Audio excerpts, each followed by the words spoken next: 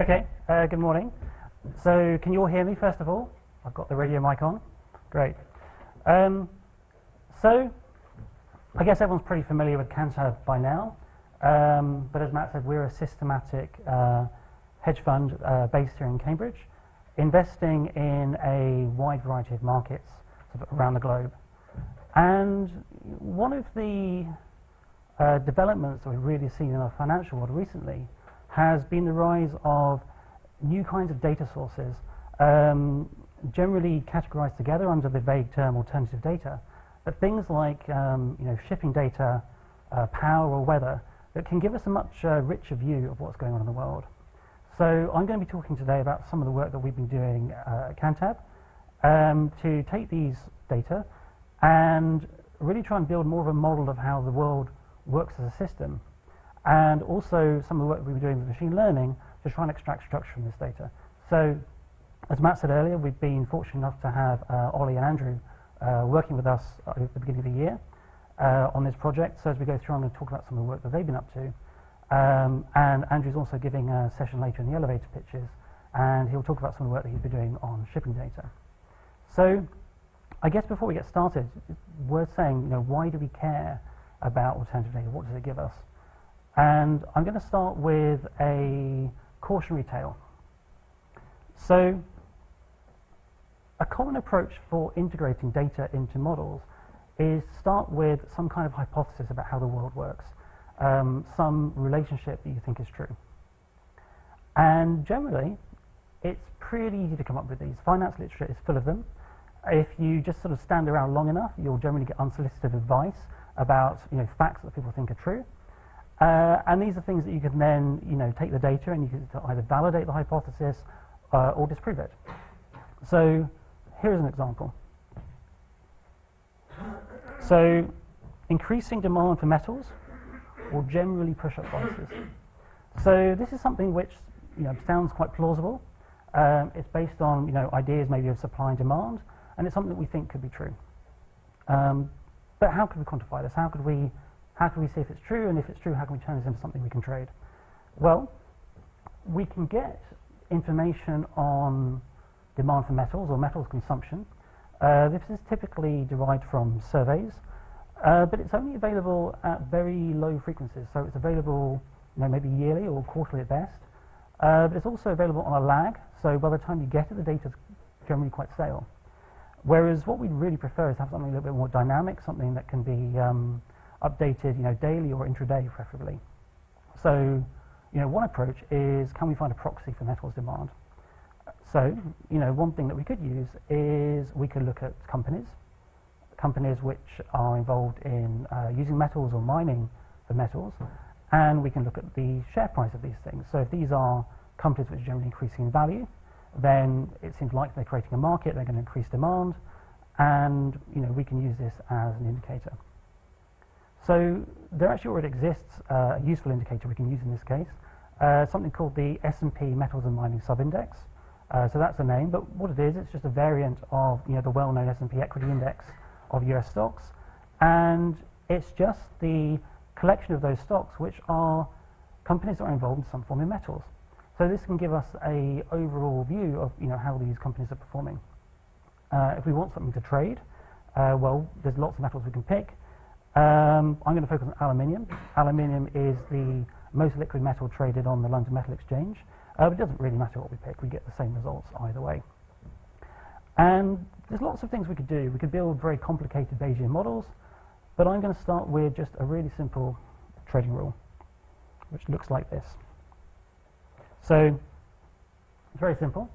We're just going to look at the value of this index and look at how it's performed over the course of a month. If the value of the index has gone up, we're going to buy some aluminium. If it's gone down, we're going to sell. So we can trade aluminium as a future, which means we can get negative exposure. We can profit when it goes down as well. We're not constrained to just trade physical aluminium. So how does this do?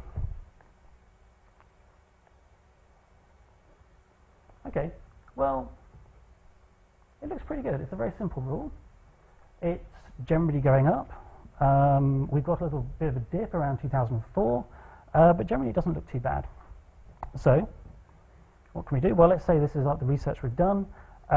We could do more complicated analysis. We could look at the correlation between the indicator and the assets we're trading, or build Bayesian models, but we generally see the same result. So let's bite the bullet, and we're going to start trading, and let's see what happens. So it doesn't look too good. There's a pretty clear structural break coming in from around 2011 onwards, and you can see sort of performance of a very simple strategy just tails off. So what did we get wrong? Well, it's a couple of things. So the first one is we didn't take into account the rise of China as an economic power. So from the late 2000s onwards, China went through a massive economic boom and became an increasingly important player for metals, but many global commodities. And this had a couple of effects. So firstly, they massively increased production over this period, and this pretty much dampened any of these short-term supply-demand interactions we were trying to pick up. But more generally, as time went on, the US became a much less important part of the global commodity system. So what can we learn from this? Well, in a sense, we were faced with an out-of-context problem. We thought we understood what was important in the market. We thought it was US stocks, but actually something came in from outside, the world changed, and we didn't pick this up. So we were using a very simple rule here.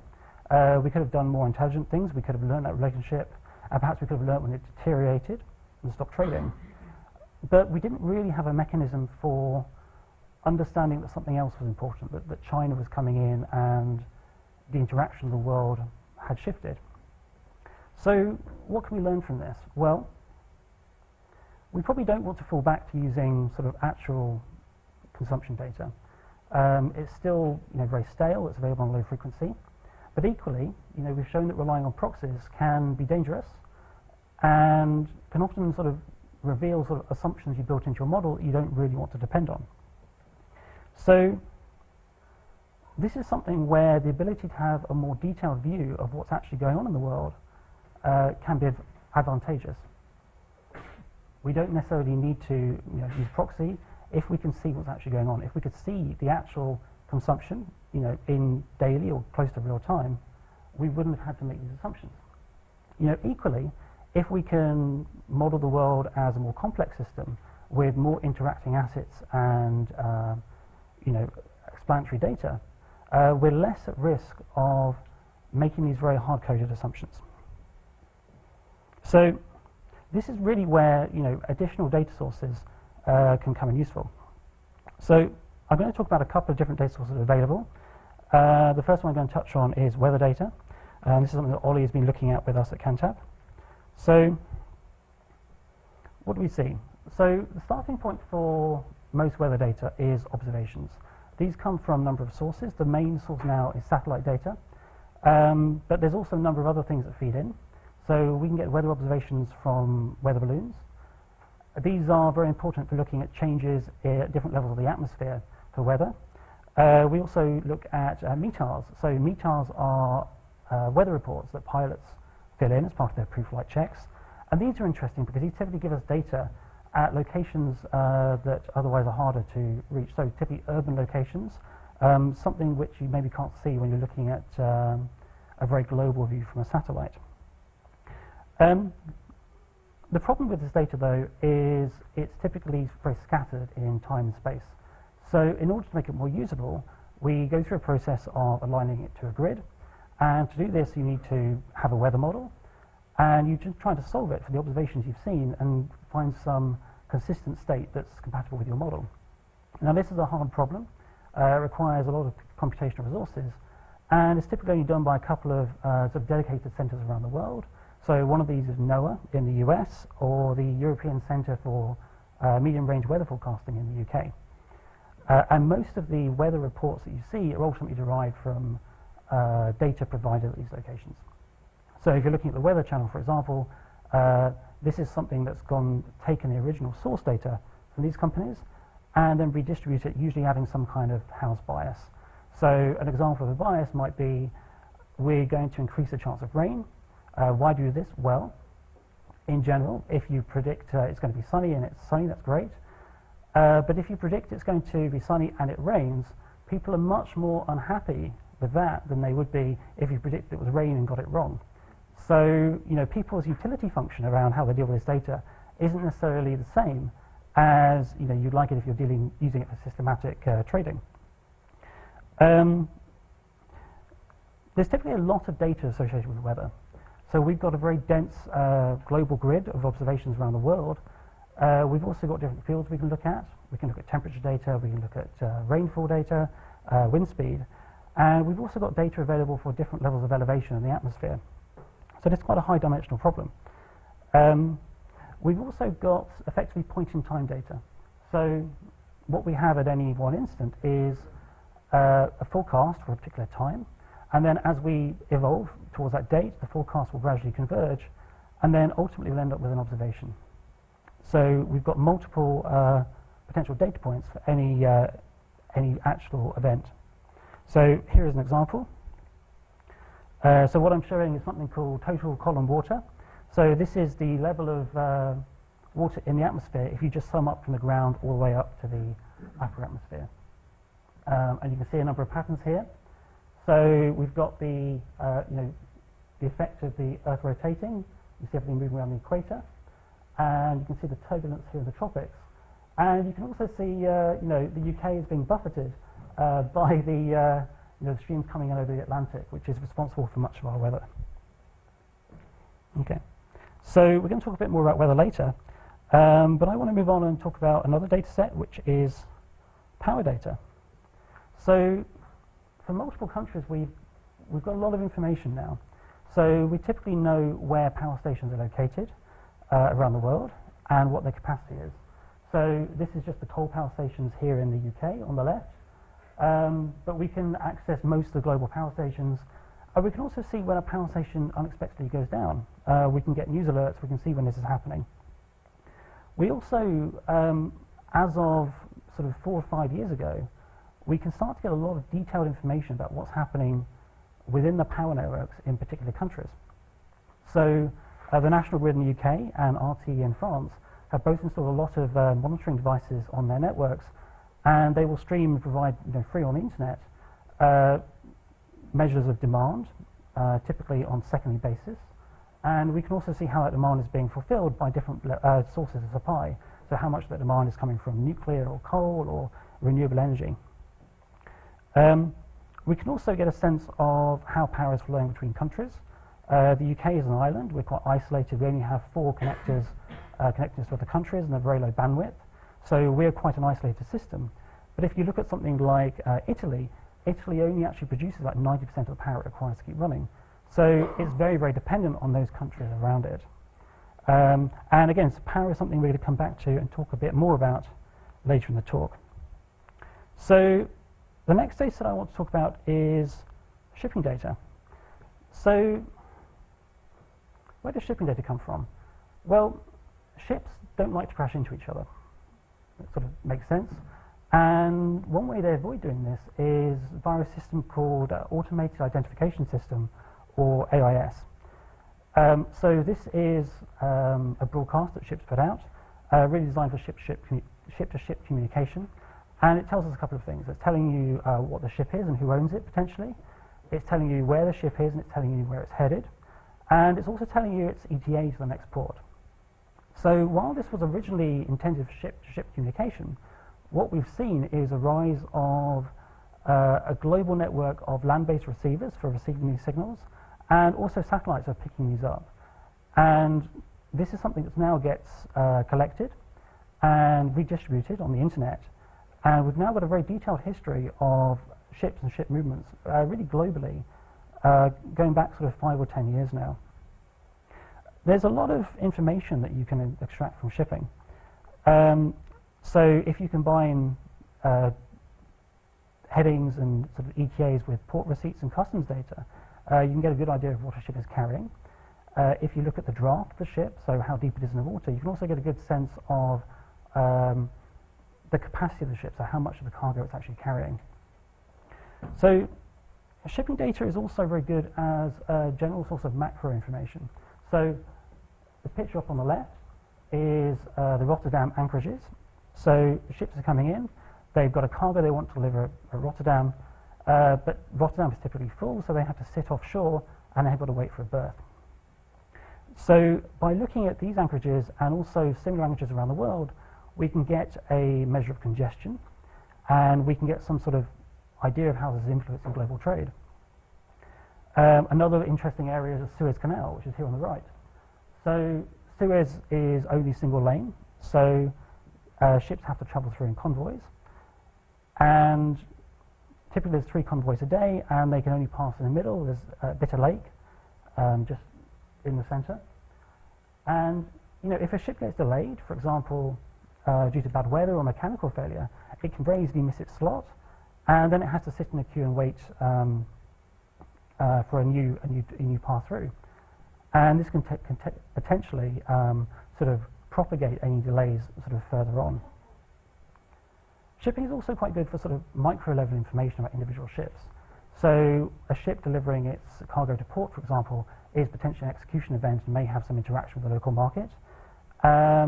We can also see how ships interact with oil platforms. So what I've got down here on the left is Loop, which is the Louisiana offshore oil platform. It's a major oil platform in the Gulf of Mexico.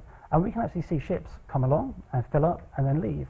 So because we also know the ownership of these ships, we can get some measure of how much oil someone like BP or Shell or Total is extracting. And if we know how much they're extracting, maybe we can make some inference onto their future profits. So I'm not going to talk too much more about shipping data today, but Andrew's going to talk a bit more about this and the work that he's been doing on the shipping data in his elevator pitch session later. So the last data source I want to talk about is satellite data. So we've seen the growth of various companies around the world which either own satellite data or own satellites, or will buy in satellite data, process in some way, and then sell on the results. So it's an interesting data set. It's one we're probably a little bit skeptical of, but it can tell you interesting things. So the diagram on the left here is the Tesla factory in Fremont, California. And all these vehicles here are cars that Tesla has produced. They've come out of the factory and they're waiting to be shipped off. So if we can count how many cars Tesla is producing, we can maybe have some insight into what they're going to announce in the next quarterly call. And this is typically data which can move the share price for someone like Tesla. Other data that's interesting is people typically monitor car parks, count how many cars they're in. So this is the Oak Park Mall in Kansas. It's one of the largest malls in the US. And this can be interesting if you want to measure, for example, retail sales, get some idea of whether consumers are generally buying more stuff than they were last year. And there's many other examples. We can use satellite data to look at ports. We can see container ships coming in or out. We can look at commodity stockpiles around ports, so we can see how much iron ore or coal there is. These are generally stored as giant heaps of coal at the port, and we can look at it and just measure it and get some idea of how these quantities are moving around. So despite the glamorous advertising of these companies, this is typically not something that's done using image processing. Slightly disappointingly, these are companies which generally have a large set of workers that are going around, and they're literally counting up cars. So slightly disappointing, but at the end of the day, you can still get this data and maybe make use of it. So these are just a couple of examples. There's lots of other data that's emerging. It's a slightly Wild West environment at the moment. We can pick up cell phone data, so where people are making calls from. Maybe it tells you what they're buying or what they're doing. People are selling anonymized sort of email inbox data, so we can see what people are buying. And there's lots of examples at the moment. Okay, so many of the data sources that we've talked about are very closely related. So if we're interested in understanding a particular market, these can all feed together and tell us sort of almost unique information about what's going on. So if I want to look at corn, for example, probably the primary thing I'm interested in is weather. Agricultural crops typically grow as a function of temperature. Typically they need some threshold temperature before they start growing. But if I understand the weather conditions at the local area, I can have some idea of the harvest. If I've got satellite data, maybe I don't even need to do that. I can just watch the harvest, measure it, and understand the levels of supply directly. The other things that are interesting to know, if I want to know where, for example, corn is being grown, I can use some of our shipping data to understand global freight moves. And if I've got access to maybe some of the infrastructure, if I can look at the locations of grain storage and understand the capacity, then this also gives me information about where grain is being grown. And it's all stuff that I can feed in. So what can we do with this data? Well, most of this data is emerging. So typically it doesn't have a very long history. We've only got normally sort of 5 to 7 years of history. But the quantity of data is typically very large. So for the power data, for example, we've typically got high frequency data on a second by second basis. So there's quite a lot of quantity of data over the, in the data set. And for things like shipping, this is something that's very high breadth. There's lots of simultaneous interactions between different ships going on all around the world. So we don't have a long history, but we've still got a lot of data to process. So as we saw with the aluminium example, we really like to avoid picking out very explicit hypotheses and then testing them. There's a number of issues with this. So firstly, it requires specialist knowledge, which even if you have, can quickly become stale. But more importantly, what often happens is the primary drivers can change over time. So what we'll look at instead is we're going to see if we can use machine learning techniques to really extract information from multiple sources of data and try and model the world as an integrated system. So I'm going to talk about 2 different techniques. I'm going to talk about dynamic Bayesian networks, and I'm going to talk a little bit about neural networks. These are things we've been doing some work on, but there's lots of other choices. XGBoost is very popular. Many other examples of machine learning techniques we could apply here. And I'm going to just look at a condensed subproblem to make it a bit easier. So we're going to look at the UK power markets. So as I said earlier, the UK is a very isolated system. We've got very weak connections to the rest of the continent. So it's an interesting sort of separable problem for us to talk about. Let's have a look. So power markets are typically characterized by changing levels of demand. So demand changes throughout the day as people require energy for heating or general household use, or for industrial processes. And at every point in the day, demand and supply have to exactly match. And we typically assume this will happen. If you turn the light bulb on, the lights come on. People aren't surprised by that. But a lot of work has to happen behind the scenes for that to be true. So the way this is run by the national grid is that every day, the day is divided up into half-an-hour blocks, and these are sold off at auctions, and whoever can supply power at the cheapest rate basically gets to supply that power. And this will change how the power mix runs at different times. So there's a couple of major sources in the UK. We've got a lot of power coming from nuclear, and historically, although this is changing at the moment, coal is also a big significant driver of baseload power. So these are power sources that typically just run and provide a constant amount of power. In addition to this, we've got renewables, which are becoming increasingly important. Renewables are very variable. We don't have a lot of storage on the grid at the moment, although again this is something that may change. So really, renewable power is limited to when it's windy or really when it's sunny. And the fourth major input to UK power is gas, and this is usually used to handle changes in sort of peak load surges. So gas, unlike coal, is very quick to turn on or off, and it's typically used as a control mechanism in the UK to handle variation in power. So this is going to be our toy example that we're going to play around with. We're going to try and model the power markets. So I guess the first technique I want to talk about is dynamic Bayesian networks.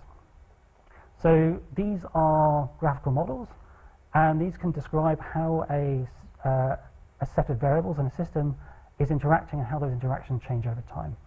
So in the example here, I've got 3 quantities of interest, A, B, and C, and these edges, the arrows between the quantities are telling us something about the conditional relationship between these.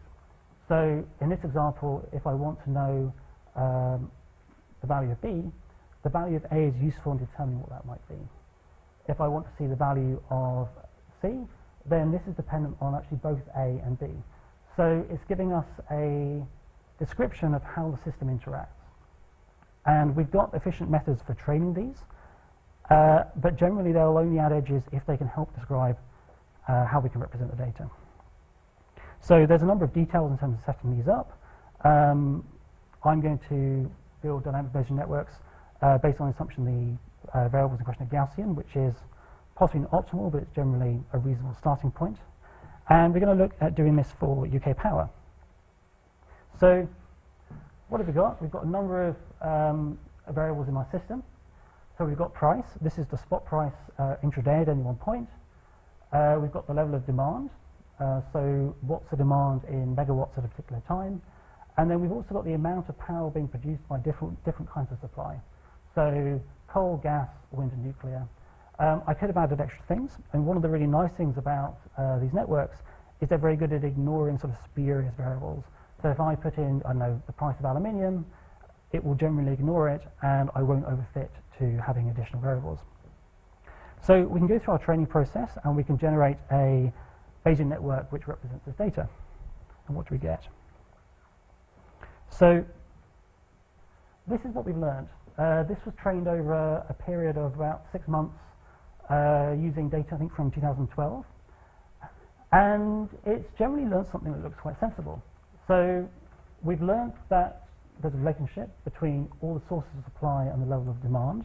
So we know that supply and demand have to match, but the network didn't. It's managed to extract that information. It knows these are good for predicting demand. It's also learned that there's a close relationship between demand and price, which again is something that we see in the markets. If demand is low, typically power prices are much cheaper because they can be filled using only the cheapest to provide sources of power. We've also learned that there's a relationship between gas supply and wind and price. But interestingly, we didn't build a relationship between coal and nuclear. And again, this is something that sort of makes sense. Coal supply and nuclear supply tend to be very constant. They're providing baseload power, whereas the gas and wind are really the things that can come in or out and really influence sort of the change in price throughout the day. Okay, so what happens if we add additional data into the system? So, we talked through a lot of the data sources. One of the things we can add is weather data. So we had a look. We tried to add some wind data into the system to see how it reacted. So, as I said earlier, we've got information about all the power stations in the UK.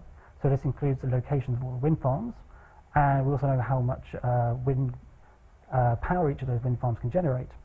So we built ourselves a simple index of the wind speed averaged across the UK at the location of these wind farms. And this is a capacity-weighted index. So what happens if we throw this extra variable in? Okay, well, we get something quite sensible. So we didn't explicitly tell it there was a relationship between wind speed and supply, but this is what it learned. If we want to make a prediction for the level of wind supply, well, actually knowing the wind speed is useful information for that. But it doesn't really tie into anything else. So the advantage of these kind of networks are really that they can tell us what the system thinks is going on. And this is a very simple example, but we can also build much larger networks involving many more quantities to understand these better. The second thing these can do is they can also be used to make predictions. So we can make a prediction for the UK power price, and generally this is a Gaussian distribution, so it comes with some uncertainty, but we're getting something that looks fairly close. We're getting a fairly close model for the market.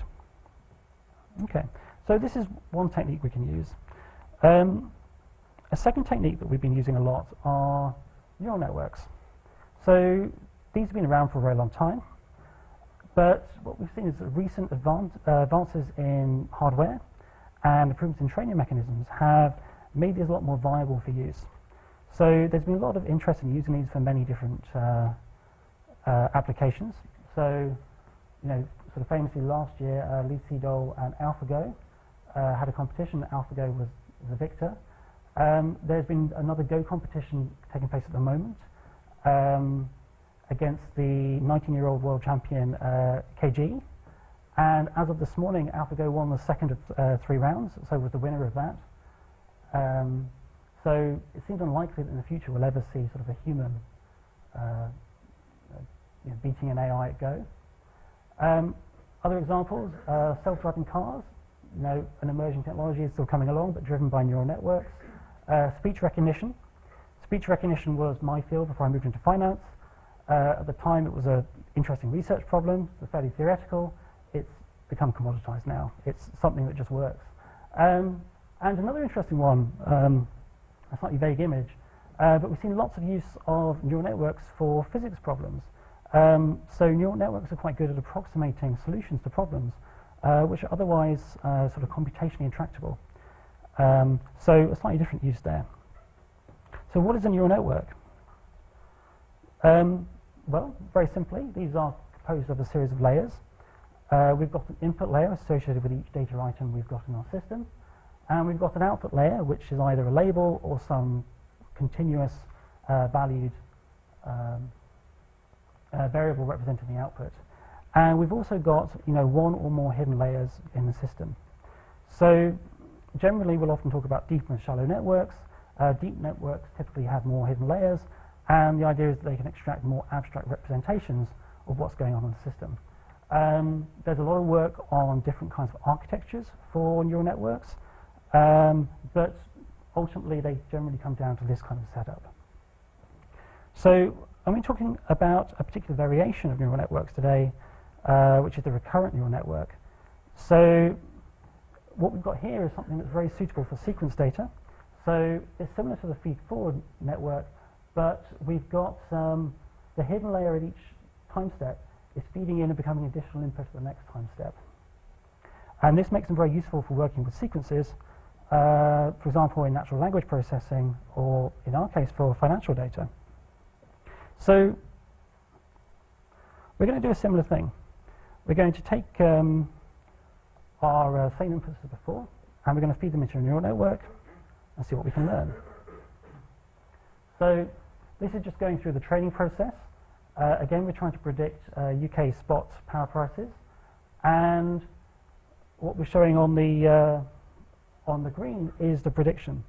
And I'll just stop this at the end, but when we converge, we're actually getting something very, very close. So this is an in-sample training process, and I'm not going to talk too much about out-of-sample predictions and trading off the back of this for reasons of discretion, but these are generally quite good at being a very close model of the market, and also very good for generalization as well. Okay, so once again, we want to see if we can feed in some extra data. So this is something that Ollie was looking at when he was with us. So we wanted to see what happens if we can feed temperature data into these models. So as we said before, temperature is a very high-dimensional problem. You've got what doesn't sound like a lot, but adds up. So 1 point per 100 square kilometers in the UK, and we've also got various points going up in altitude as well. So what Ollie was looking at was, can we take the temperature in the UK and can we use PCA to project it down to a smaller dimensionality? So what we've got here are each of the first principal components.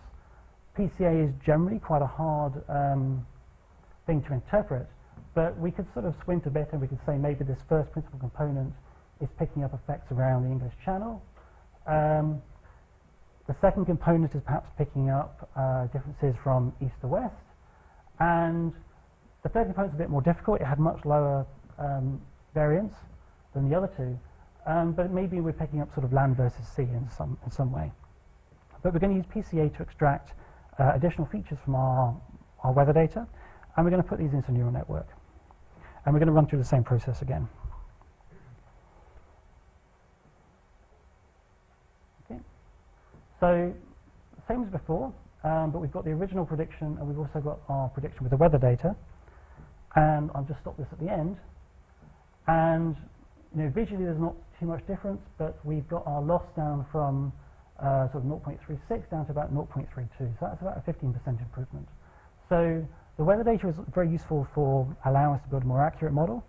And we also found it was useful for sort of out-of-sample performance as well. So we've got a couple of minutes at the end. So I just want to touch on something that's ongoing research at Cantab that we're doing at the moment. So one of the difficulties with using neural networks is they can typically be very hard to interpret. There's a couple of techniques you can use. You can, you can look at the weights you're learning directly, or you can look at the effect of modifying the input parameters and seeing what happens at the output. But generally, sort of understanding what a network has learned and how to interpret is a very hard problem.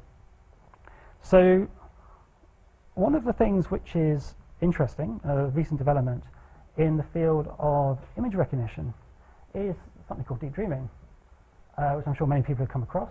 But the idea here is quite simple. So we're going to train a very large neural network to recognize images. This will typically be for images a convolutional network, which is just a different architecture designed to capture the fact that images have spatial geometry. We're going to use this network to classify a test image. And then what we're going to do is we're going to take that test image and we're going to add a bit of random noise and we're going to perturb it to try and raise the likelihood of the classification. So we're going to start with an image and then we're going to modify it using gradient descent to try and find something which looks more like that, whatever it's predicted, given the network. So this is probably easier to demonstrate with an example. So here is an image. So we're going to go through this process. I'm not training my own network. I'm going to use a pre-existing one called the Inception. So this is a network that Google had pre-trained over a very large image data set, and is publicly available. You can download it and you can play with it. So I'm going to take this image, I'm going to classify it using Inception, and then I'm going to perform gradient descent on it to find something which, according to the network, is a better version of this. So what do we get?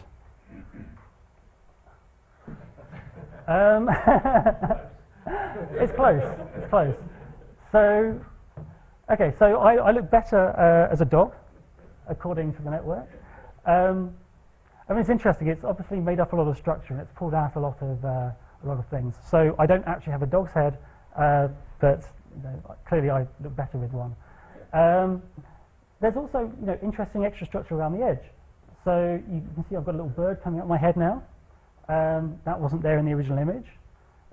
We've got what looks like a glass on the right-hand side, and various sort of other shapes around the edge. Okay, and while we're here, there's something else we can do with this, which is we can continue to evolve the image. So the way that people do this is you apply some transformation to the image, and then you can go through this process of sort of iteratively retraining. So I'm going to transform the image by zooming in. I'm then going to retrain, and then I'm going to zoom in again. And we're going to let the network sort of evolve and go off on one, basically. So what do we get?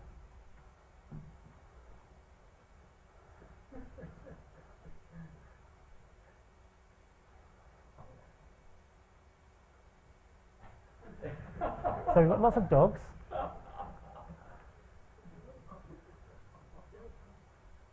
You see this guy quite a lot showing up.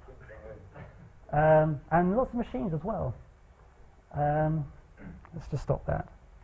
So it's very interesting to discover what actually lies within your beard. But sort of on a more serious note, this has now moved quite far away from the original image. And it's talking to us a lot about the images the network was trained with.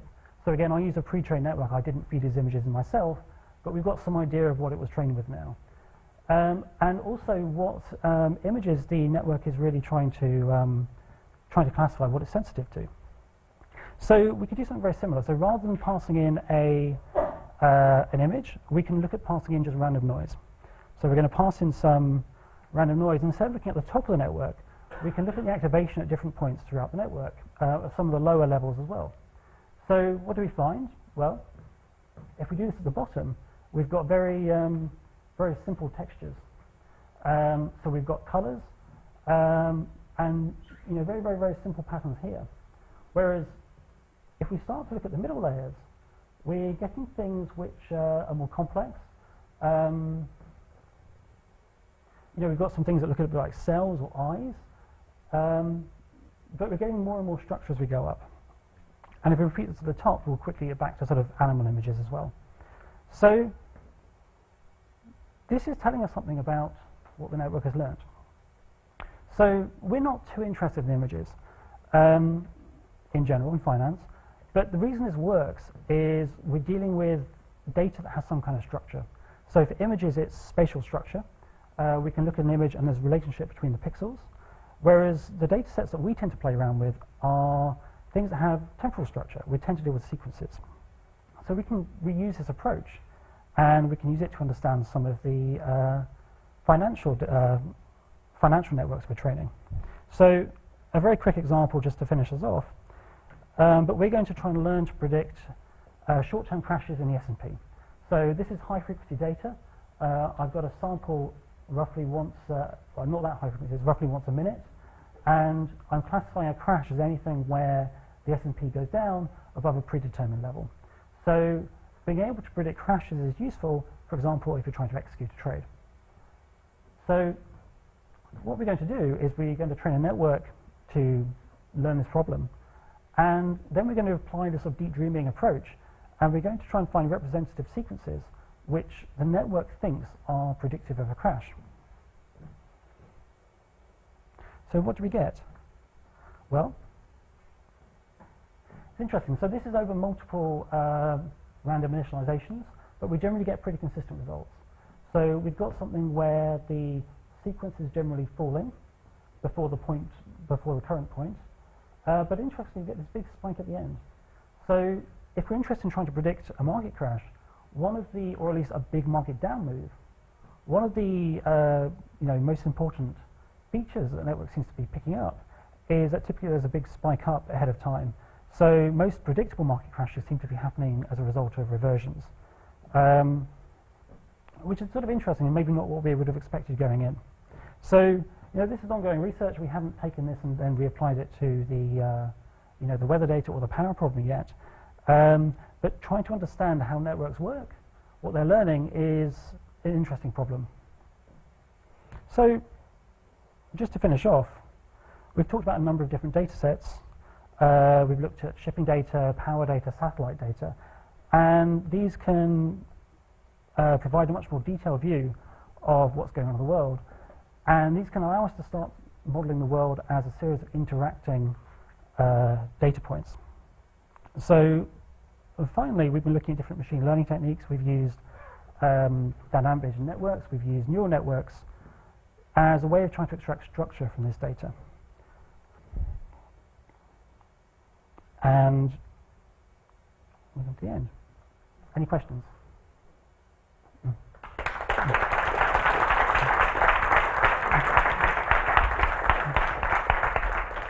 Thanks a lot, Chris. Okay. We have time for a couple of questions. Yes, please. What's the timeliness of your weather data? Okay, so the weather data that we're using is produced by NOAA, which is generally considered to be the best or the second best sort of set in the world. So NOAA published data at a frequency of 6 hours. So basically, the moment it goes on the servers, everyone can start downloading it. So we're getting it effectively at the same time that everyone else is, but that's generally the frequency at which you get updates. You get different kinds of weather data. So what I was looking at here was really focused on very short-term changes in weather and changes in predictions. But NOAA run a number of different models. So you can also get longer-term climate forecasts and different kinds of data that may be suitable for different kinds of problems. Is that the only, of the sets you've discussed, is that the only one that has a time lag? Time lag? So shipping and all, I assume, is... So I guess the thing about weather is what you're seeing when you download weather data isn't necessarily the ground truth. So when you're looking at your grid of what's happening at the moment, this is ultimately a derived picture of the world which has been processed by the models. So for everything else, we're looking at very raw data examples, so shipping or power. But yeah, so this isn't quite the same for weather. Other questions? I'm sort of interested in the dynamic Bayesian networks for the power and the picture you put up. It made it look like the demand responded to the supply. Yes. I didn't go so much. Sort of multivariate Gaussian things. I mean, it's kind of hard to make a statement about causation, which seems to be made there. So I didn't go too much into the grungy details of these, but these are dynamic models. So what we're really learning is, at a given time instant, what things that we saw at the previous time instant were useful for prediction. So this isn't directly a two-way prediction, but it's saying if I know what demand looks like now, I can make a prediction of price at the next time instant, and vice versa. They're both useful for predicting each other.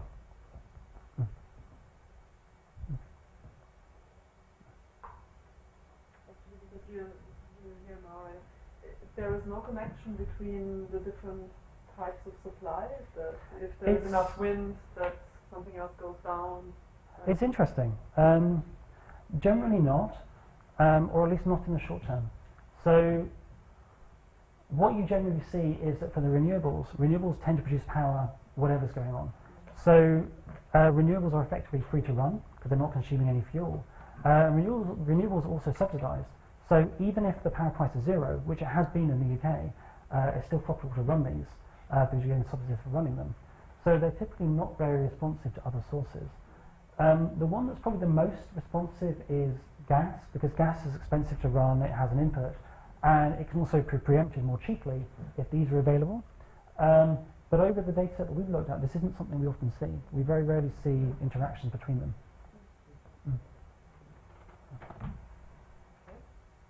Hi.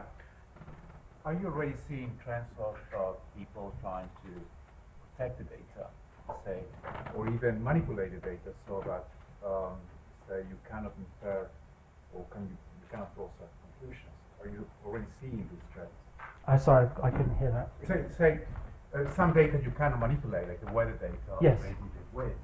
But are you seeing trends of manipulation of the data to try to protect the conclusions or, Yes. or hide it? So that's a really good question. Okay, so some of these data sources are publicly available and produced. Typically anything produced by government is often free. So the power data we've looked at is publicly available. It's produced by National Grid. It's generated in an incredibly weird format that's hard to process. But if you can understand it and download and build it into your systems, it's free to use and you can get it at a high frequency. Weather data is similar, so it's coming typically from government agencies. Things like satellite data and to an extent the shipping data are considered to be more proprietary. So the interesting one here, I guess, is the shipping data. So ultimately this is coming from two things. Shipping data is coming from information the ships themselves have provided. So they've announced where they're going. And you can also get redistributors of the data who will add on extra information. So some of the information about what a ship is carrying will come from sort of a secondary provider of the data who can go through and do the inference and monitor ship-to-ship transactions and moving cargo from one ship to another. But this is something that's susceptible to manipulation and something that people do. So a really simple example is fairly often you'll see a news story about a ship being hijacked. Funnily enough, if you go look for the ships that have been hijacked, you can't find out where they are because they turn the information off. It's one of the first things they do. Otherwise, it wouldn't be very effective. But we also see ships lie. So we see ships declare that they're going into one place, and as they go through the journey, they'll actually go somewhere else, and then they'll very quickly, when they arrive, announce where they're arriving. So this is something that you have to monitor and you have to sort of be aware of. You're not necessarily getting truthful information. But generally, when we're dealing with data, noisy data is kind of a factor of life here. So finance is very different to many other applications where it's generally an easy problem to learn. The levels of noise that we have to deal with in finance are huge compared to other applications. So we can think of this as either direct manipulation, that's something we have to deal with, or we can think of this sort of another level of noise that we have to be aware of and incorporate into the models. Thank you very much. May I postpone all other questions to the coffee break, just to stick to the timing? Thanks a lot again, Chris.